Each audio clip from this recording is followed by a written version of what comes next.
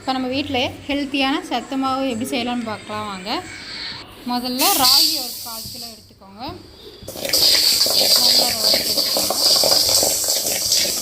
ராகி நல்லா வறுத்தெடுத்தது பிறகு ரொம்ப கருகருன்னு வறுக்க வேணாம், ஓரளவுக்கு வறுத்தா போதும்.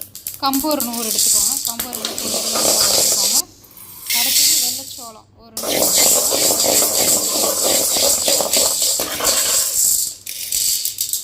அடுத்தது கருப்பு உளுந்து ஒரு 100 எடுத்துக்கோங்க. அது நல்லா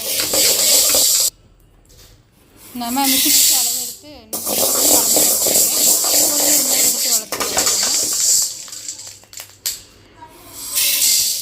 கோதுமை ஒரு 100 எடுத்து வளர்த்துக்கோங்க. அடுத்து பச்சை பயிறு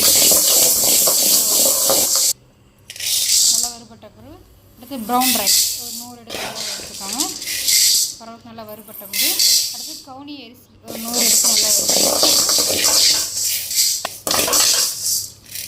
அடுத்து ஜவ்வரிசி ஒரு 100 எடுத்து நல்லா வறுபட்ட பிறகு அடுத்து பாத்திரத்தில் மாற்றி வச்சுக்கோங்க, ஆற விட்டுருங்க எல்லாத்தையும். புழுங்கல் அரிசி ஒரு 100 நல்லா வறுபட்ட பிறகு அடுத்தது வேர்க்கடலை கருப்பு சுண்டல் 100 எடுத்து வச்சுக்கோங்க. அடுத்து மக்காச்சோளம் ஒரு 100 இடத்துல வறுத்துக்கோங்க. அடுத்து சோயாபீன் 100 எடுத்து நல்லா வறுத்துக்கோங்க. குதிரைவாழை அரிசி ஒரு 100 எடுத்து வறுத்துக்கோங்க.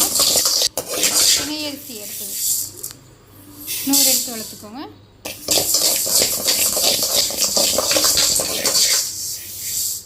அடுத்து வரகு அரிசி ஒரு 100 எடுத்து நல்லா வறுத்துக்கோங்க.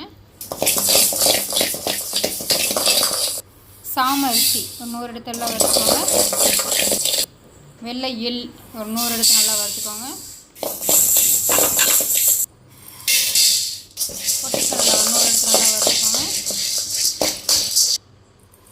சிகப்பு அவல் ஒரு 100 எடுத்து நல்லா வறுத்துக்கோங்க. இதெல்லாம் ஓரளவுக்கு வறுத்தா போதும் எல்லாமே.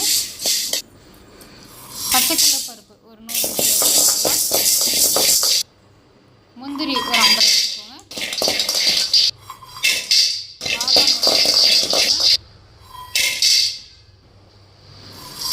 ஏலக்காய் ஒரு 20 கிராம் எடுத்துக்கோங்க. சுக்கு கொஞ்சம், பிஸ்தா ஒரு 25 கிராம் எடுத்துக்கோங்க.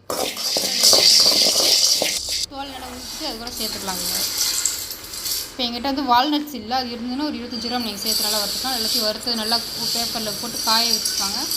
காய நல்லா ஒரு ஃபுல்லாக காஞ்ச பிறகு சூடு ஆறின பிறகு ஒரு பாத்திரத்தில் மாற்றி மிஷினில் கொண்டு போய் அரைச்சி எடுத்துகிட்டு வந்துடுங்க. கடலையை நல்லா தோல் உரிச்சிட்டு எடுத்து மிக்ஸ் பண்ணிக்கலாம். நல்லா மிஷினில் அரைச்சிட்டு வந்ததுக்கப்புறம் மறுபடியும் பேப்பரில் கொட்டி அந்த மிஷினில் அரைச்சாலும் சூடு இருக்கும் இல்லைட்டா, அந்த சூடு ஆறுறதுக்காக மறுபடியும் பேப்பரில் ஒட்டி காய வச்சுக்கோங்க. ஹெல்த்தியான சத்து மாவு மிக்ஸ் ரெடி. இது சின்னவர்கள் 8 மாத குழந்தைகள்லேருந்து பெரியவர்கள் வரை அனைத்தரும் சாப்பிடலாம்.